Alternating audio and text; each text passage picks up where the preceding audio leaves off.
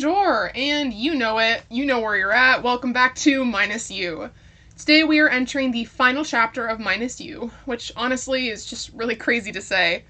The final chapter of Minus You is the future chapter, which pertains to my life that is completely post-Nicholas, just post all of it. I'm going to talk about the newer and more recent lessons that I have seen in my life, progressively more into it as well as these last few episodes roll out. Today's episode is called 50-50 or 100-100, which we will talk about the ongoing question and kind of the predicament that we hear about in relationships regarding effort levels. There is a huge debate surrounding this idea when people bring up the balance of effort in a relationship. I have heard it just like you have probably heard it from all ends of the spectrum. I have heard that it has to be a 50-50 effort. I have heard that it needs to be always 100-100 from each person. I have heard that the contribution of effort is completely different, so they can't even be measured this way. But let's go ahead and talk about the 50-50 model right now.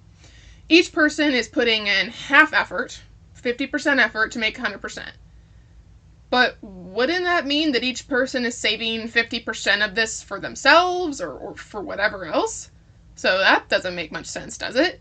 Now, how about 100-100? Each person is giving 100%. Everything they've got, always. Well, okay, ideally that sounds great, but that's also kind of impossible. We are human, and our abilities will just wax and wane with situations, time, cause and effect, just life in general. So 100-100, wouldn't that just cause burnout and be unhealthy? Yeah, probably. So how do we even have an answer for this? So 50-50 doesn't make sense, and 100-100 doesn't really make sense because it's not super realistic. So I'm not a huge Michelle Obama fan, but I've been recently reading her book and listening to her speak, and I learned from her specifically on this topic. For her. It was very beautiful and very real what I heard from her. She said that marriage and relationships cannot realistically be a 50-50 always. There will be times where it's 70-30, 60-40. This means there will be times where you feel like you're operating at 70% and your partner's at 30%, and the other side of that is your partner may feel like they're giving 70% and you are the 30%. So, how do you deal with that? You have to. You can't ignore that. Also, what happens when you feel like you're giving 90% and your partner's giving 10%? So, love, true love as a verb, as an action, is a choice. It is not just a feeling. It is an active choice we have to make with the person we want to spend our lives with. And this choice, unfortunately, sometimes, has to be between two people. If you want someone to the ends of the universe, you would do anything for them, but they don't view love as a verb, and you don't receive love as a verb, this love that we're talking about in this situation just probably won't have a lot of longevity. Over time in life, you will have some days where your partner will be giving more to the relationship than you are. Does that mean that your relationship is ruined? No, not at all. This is a part of life. There will be times where you are giving more to your relationship rather than your partner. Does that mean that you're not right for each other? Again, no. But during these periods, you have to keep in mind and watch this scale of this percentage agreement so that it doesn't just consistently keep dipping less and less, or that it stays the same consistently. Because what happens when it's 90%, 10%? Oh, it's hard. You are in for it. Now, this percentage idea lives in our relationship, our work, and our family life, all of these things. So if we give 100% at work, this means that our percentage investment in our relationship will drop because we will be drained from going too hard at our job. If we only care about our family relationships and don't maintain our jobs, our career is going to suffer. So I like to think of it less about a percentage or a ratio and more about car wheels. So, well, Madelyn, what does a car have to do with this? Well, let me tell you. A car has 4 wheels. if we take this into a metaphor, these four wheels can have a label. There is the romantic relationship, like your partner's wheel, your family's wheel, the career wheel, and then like our personal health wheel. If all these wheels are maintained, aligned, and like properly maintained, the car will run smoothly and be able to not only support you, but support the people inside the car that's involved with this car/person. I hope you kind of understand what I'm getting at here. What happens when one of these wheels is getting more attention than the other, is being more used than the other, or one is just not being maintained? So, I don't know. Let's see. I am going to completely focus on this, like the personal wheel. And what this would look like is I'm going to do things that I love to do, even at my work's expense. And I'm going to miss work, and I'm just going to go to concerts. Eventually, that means that the career wheel is going to deflate, and your personal wheel is going to overinflate.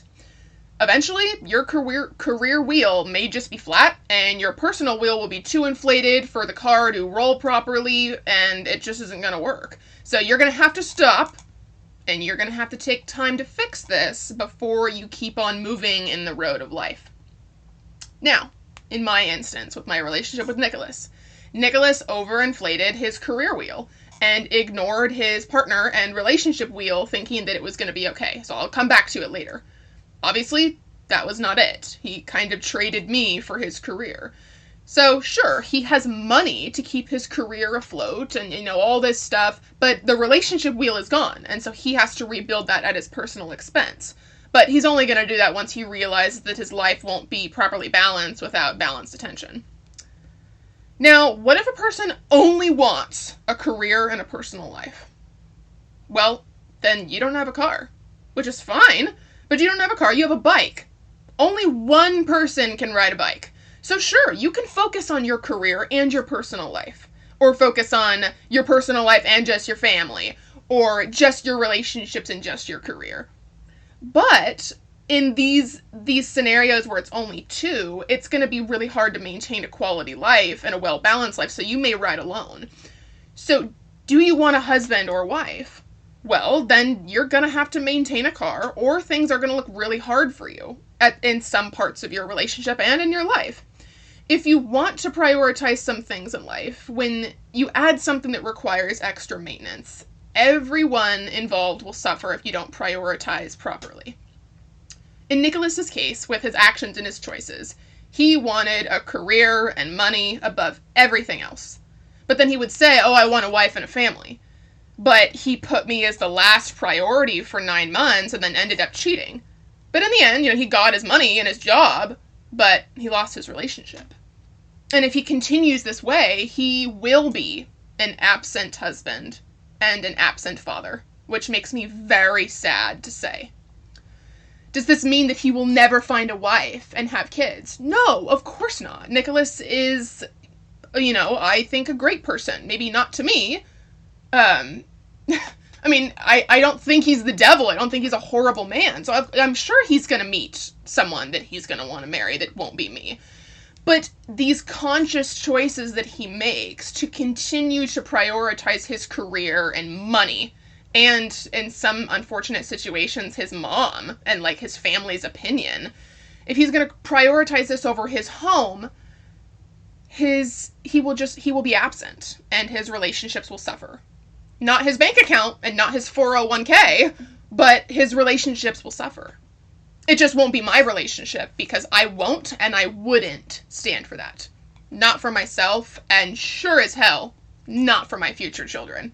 If you want elaboration on the children concept, go back to Submission to Selective Weakness, because that'll talk all about that concept, which is, I believe, episode 6. Let me make note.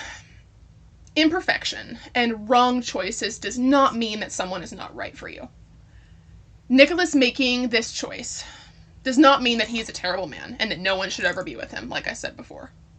The same thing goes for me. My mistakes and prioritizing, like, sometimes my own personal life, or prioritizing pageants and stress over, like, building a quality relationship. My mistakes does not mean that I am a terrible woman or unworthy. The point of this, and frankly this whole chapter, and basically I guess all of Minus You, is recognition. Can we recognize the unbalance, the disconnect, and come up with a plan to rebalance things over time? I asked Nicholas for this when we were talking about getting back together. And in the end, effort was just way too much to ask for. Laziness kills love. If your ratio feels off, if the car is unbalanced, this doesn't mean you're doomed. It means you're human. Congratulations. Welcome to the Beating Hearts and Life Inconsistency Club. Seeing the problem, acknowledging the problem, is really the first step to fixing things. The second step is willingness, and the third step is effort. This applies to both parties involved, or all parties involved, however you want to say it. With these steps, you cannot fail. Hear me again. With these steps shared between two people, you cannot fail. So my dear couples, and even independent listeners, the flourishing ones or the suffering ones, couples and listeners, independent listeners, striving for perfection will not work because we are imperfect people. But striving for balance, which is going to wax and wane with the reality of life, is the key. Inconsistency in life will follow you wherever you go and whoever you are with.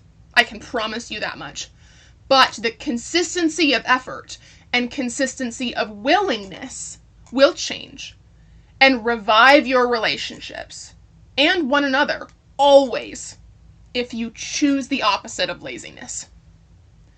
I will see you next week for episode 17, which is You Cheated? I Understand. This will talk about the comically sad reality of people's blindness to bleak relationship choices. Until next week, adios.